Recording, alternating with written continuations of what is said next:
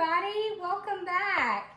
Chef Lori here, and today I'm going to be cooking a bourbon brulee pumpkin pie. And we're already getting started here. I want to just take a couple minutes and show you what I'm doing. So whenever I make pie crusts, I love to do my butter one of two ways. I actually can either use one of these nice graters. I've grated this one down and it breaks it all up, or just cut it into pieces.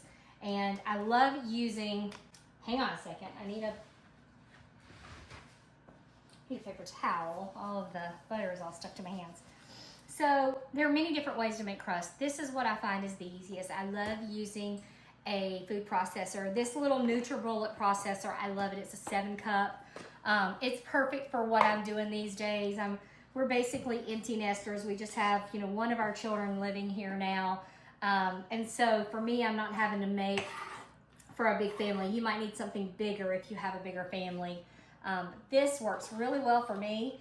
And it's also small enough that we can load it up in our RV when we head out and go RVing. So what I have in here is 2 cups of flour. And that is all-purpose flour. I do need to get a spoon. All right, and I need 1 teaspoon of salt. And this is a sea salt, and I'm just gonna kind of sprinkle that there. And we're just gonna pulse this together until it starts to resemble like a crumb.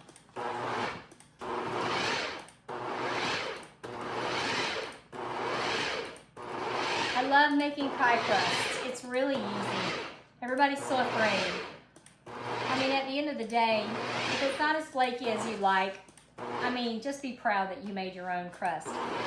But if you are too afraid, then just buy you a pre-made. But you can look at this and see that it's kind of crumbly.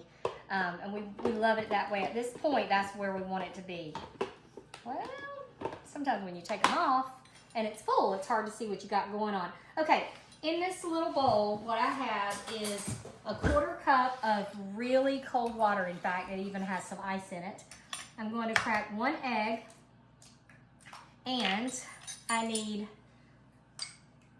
1 teaspoon, actually I'm going to do 2, of vinegar. That's white vinegar. And then we're going to put the top back on, and we're going to slowly incorporate this.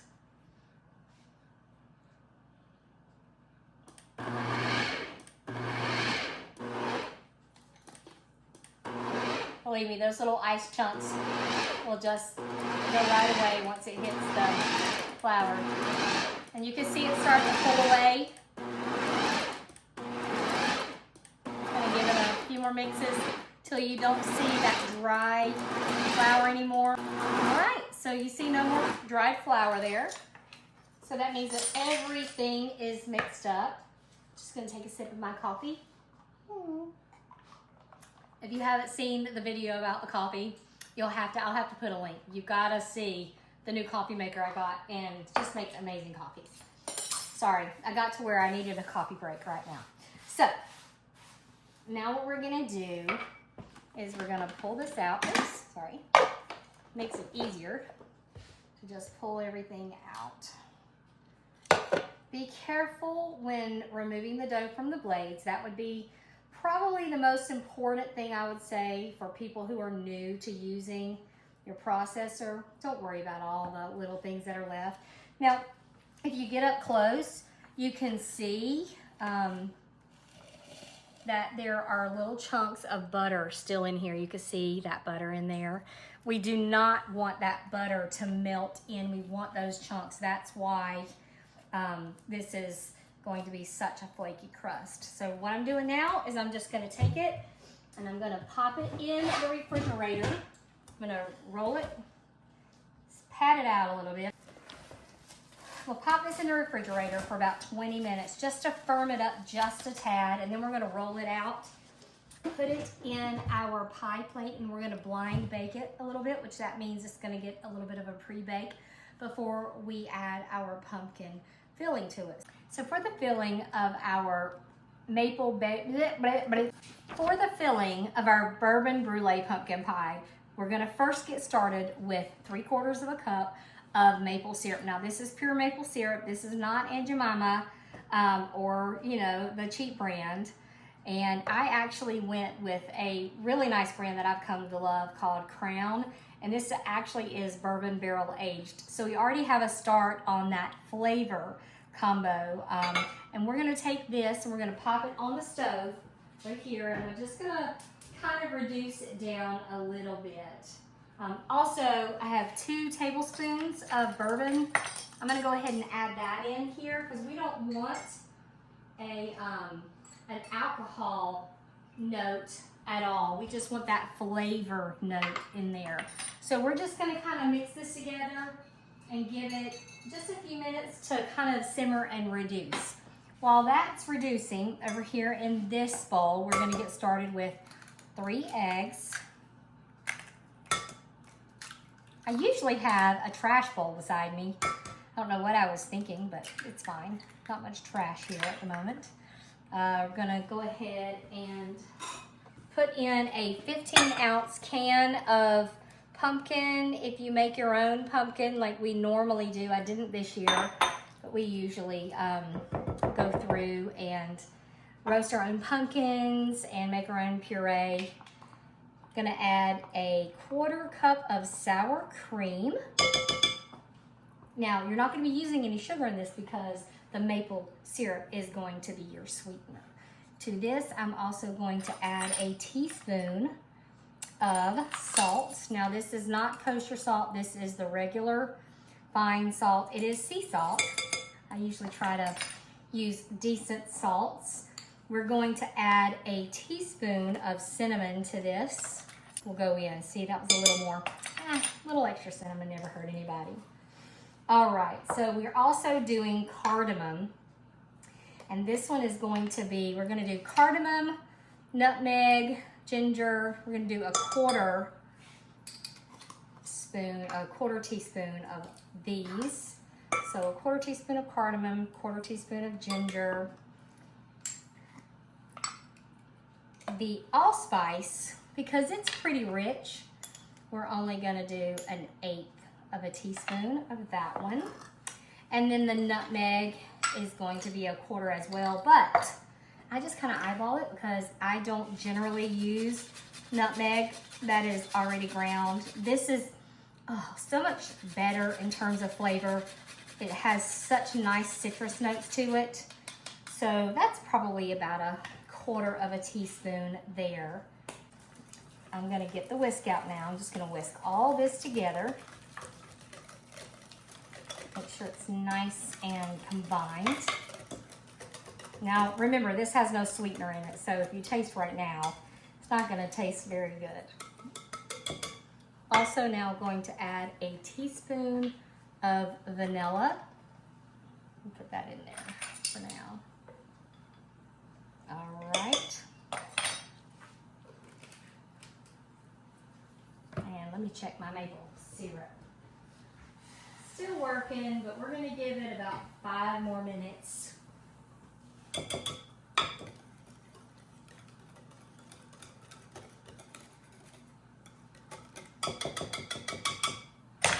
All right, make sure all of that's combined nicely.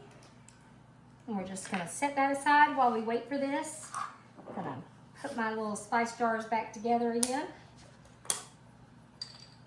I have some I love these spice jars because I have some really cool spice hangers in my pantry that have helped me kind of keep everything organized in there. Y'all wanna come with me and see them? Come on, Andrea. I don't show them my whole pantry because it's a hot mess. And my husband also added a light that comes on automatically.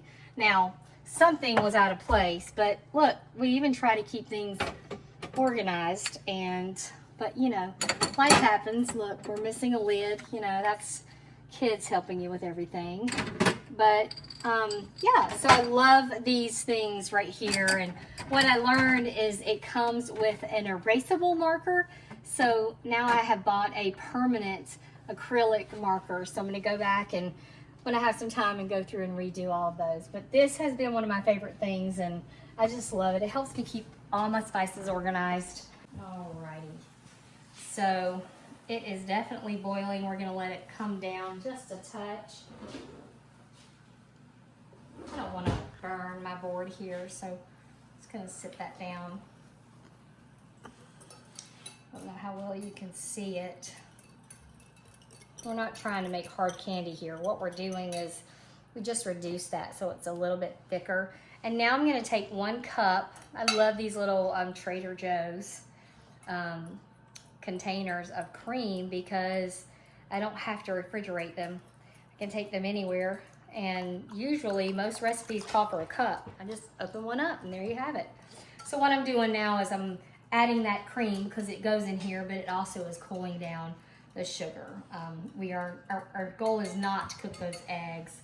So I have some sugar here because we're gonna try it and see if it's enough sugar. And if it's not, then we'll add a little bit more. We're just gonna slowly incorporate that in because it is, once again, still hot. And remember, we do have eggs in here, so we don't wanna, cook those eggs. So we're just gonna kind of temper the pumpkin a little bit. All right.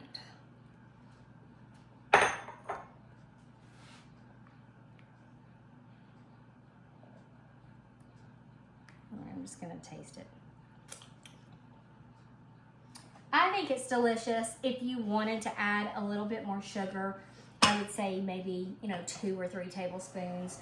But around here, we don't generally like things too sweet, but I'm gonna go ahead and add a little bit more just because this is going to be something that I'm going to have for my kids for Thanksgiving. And I know they'll be like, Mom, it could have been a little sweeter. Because, they don't like it when I drink unsweetened tea, or my tea is never as sweet as Milo's tea, of course, which probably has like 8 cups of sugar per gallon. But anyway, I think that this is perfect. We're gonna just set that aside and we are gonna get ready to roll out our pie crust. So before we get to rolling the dough, it's been sitting in the fridge for about 20 minutes. I'm gonna put on an apron because I'm a hot mess when it comes to doing all this stuff. I've got my oven on 375, so hopefully we'll be ready to put this in the oven soon. I'm looking at this and I'm looking that it might be more than I need, so we'll just roll it out to the thickness that I want it, and if I have any left over, then we'll just pull it away and save it for some crackers. Or let me get my rolling pin. This rolling pin, oh my goodness, this rolling pin has done many of gingerbread houses. I'm telling you what, for years we did gingerbread houses in our cafe for the community, and that thing has broken apart and my son has put it back together a number of times. It's the best rolling pin. Okay, so what we want is, a nice thickness that has a good crust to it, but you definitely don't want it too thick. You want it, maybe 1/8 of an inch thick, something like that. Let's see where we're at here. Let me just make sure it's not sticking. It's rolling out very nicely. It's a little too thick, so I'm just gonna do it a little bit more. And I don't think it's sticking, so I think we're in a good place right now. Gonna grab a knife and just kind of go around. I'm just eyeballing it, y'all. I mean, giving some overage so that we can crimp it. All right. And then we'll see if that works. We're gonna take this now, and probably the best thing to do with it would be just to roll it out just a little bit because it pulls back when you move it. All right. And we're gonna fold it over like so and put it in our pie plate. Make sure that It's all kind of even on the edges, so you might want to move it a little bit if you need to. Now I'm going to take this crust, I've got it kind of where I want it, and I probably could have cut it a little bit wider so that I'd have a little bit more hanging, but we're going to pop this in the freezer to let it chill for about 10 minutes. Has definitely firmed up a bit. I'm just going to take the edges that are kind of hanging over and kind of tuck them. I'll do something with them in just a minute, but we're going to blind bake this, and what that means is I'm not going to put the filling in it yet. You can use pie weights or beans, or I use rice. I just keep the same rice and keep reusing it.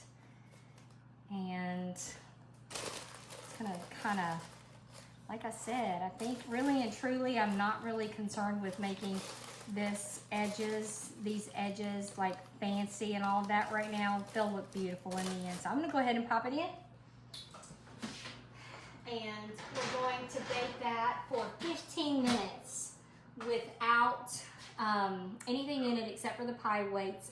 And then what we're going to do is pull that out, and then I'm going to brush it with some egg white, and we'll bake it for a few minutes more. So stay tuned. We're good. All right, I'm going to pull this out and take a look at it and see where we are. Sometimes it's hard to get in here. I'm a shorty McForty.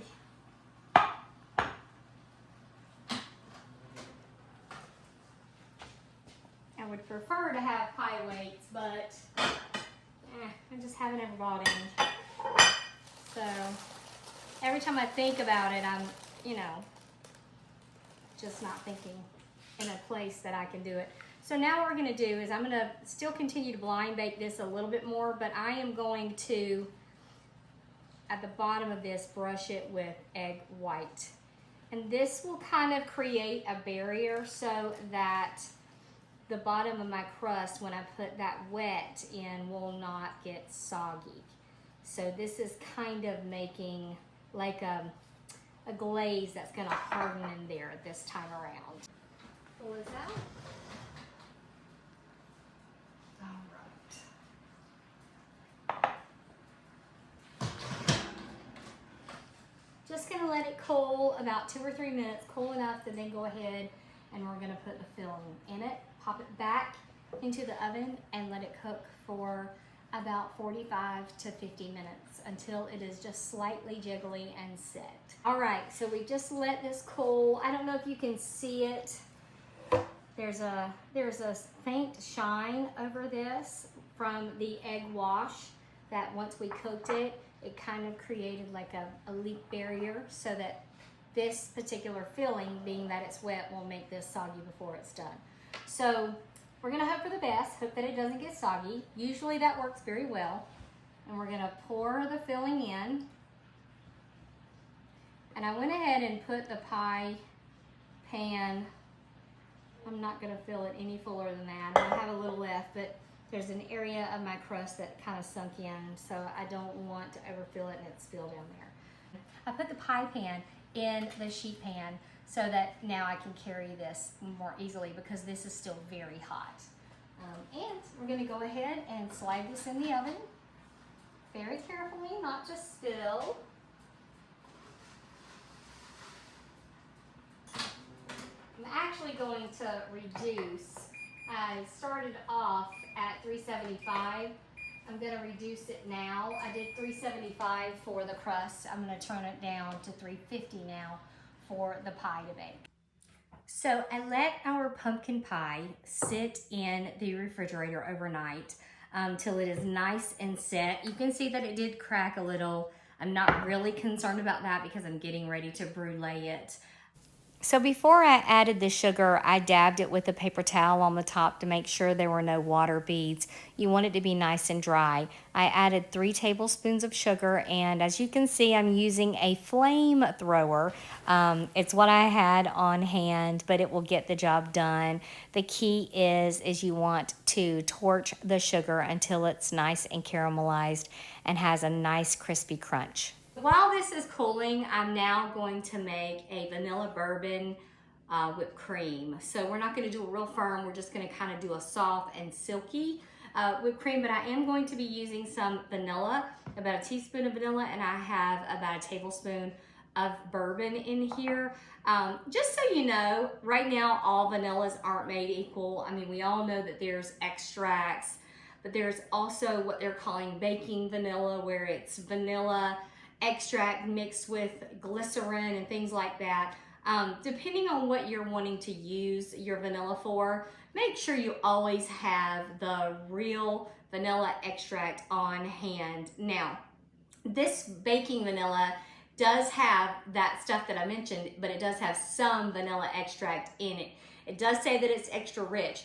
If I were making something that really needed a full, beautiful vanilla flavor, like vanilla ice cream, or a vanilla anglaise, I would probably not use this. I would use straight extract, because this is not the forefront flavor the bourbon is. So I'm okay with using something like this. So I keep both on hand because vanilla has gotten very expensive.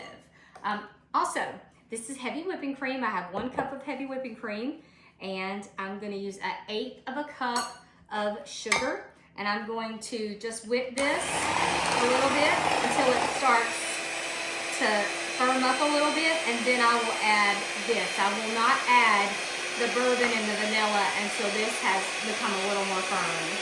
Always make sure that your heavy cream is really cold before you start to whip it, because if not, it will take longer. And I actually set this in the freezer for about 10 minutes before I pulled it out to whip it. All right, it's starting to come to a soft, we're looking for more of a soft peak, not a stiff peak. It's getting close. All right, now that it's getting there, I'm gonna go ahead and add this vanilla and bourbon in. Finish whipping that up. If you don't prefer to put alcohol in it, by all means, just omit that. They do have bourbon extracts or bourbon flavorings that you can use now, so you could grab one of those. I happen to just really enjoy that nice little bourbon flavor, obviously without the liquor, because there's so little in here. But as you can see, it's not a stiff peak. It's more of a soft, almost just silky, and that is delicious. I taste the vanilla, but the main flavor in this is the bourbon. That's exactly what I wanted, considering this is a bourbon brulee pumpkin pie. This will also be delicious on fresh brewed coffee, which I may just make me a cup of coffee to go with this pumpkin pie. So just gonna give this another more minute to cool, 1 more minute, maybe 2 more minutes to cool, because it's still a little warm to the touch. And then I'm going to crack into this pie and have a piece of it, because I want to make sure that it is as delicious as it looks. I know I have made it before, but you never know. I just want to make sure that this time is just as good as the last. All right, y'all, I've got my cup of coffee with my my vanilla pumpkin whipped cream, and now I'm just going to listen to that. Look at that. You can't see it very well, but oh, the sugar is not too thick, so it literally just crunches right through. It's beautiful. I mean, who doesn't love the crunchy caramelized sugar on the top of creme brulee? That's basically what we're doing here, is we've made our pumpkin pie with that beautiful brulee texture on the top, and it's going to just be a wow factor. All right, sorry, first piece of pie is always the hardest to come out. You can't see that, but look how soft. That is delicious. And now I'm just going to take this bourbon vanilla cream. I'm just gonna dollop a little bit right here, and whoever's eating it can kind of pull it and eat it as they want. Well, I will be the one eating it now, but I am excited. I wish you could see this. Ooh, so beautiful.